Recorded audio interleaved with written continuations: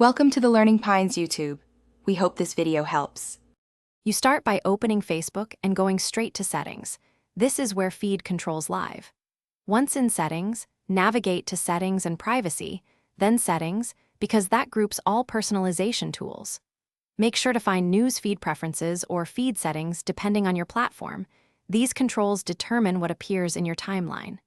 You're doing this to remove unwanted content at the system level, not just temporarily hiding a single post. So take a moment to confirm you're in the correct menu before proceeding. You now customize exactly what appears first by choosing favorites and picking up to 30 profiles and pages. This pushes preferred content ahead of everything else.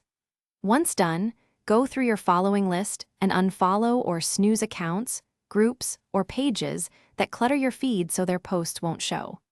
Make sure to use the snooze option for a temporary 30-day pause when you're unsure. Also note the reconnect option exists to restore accounts if you change your mind later, which prevents permanent loss of connections. To finish, reduce residual clutter by visiting Manage Your Off-Facebook Activity and disconnecting sources that inform the algorithm. This stops external data from shaping your feed. Once done, clear history entries and tweak ad preferences to lower targeted content, because ads and inferred interests reintroduce noise. Make sure to save any changes where required. If your feed doesn't reflect adjustments, log out and back in, update the app, or clear the app cache. These troubleshooting steps usually force Facebook to apply your new settings. Thanks for watching. Consider subscribing if we helped you.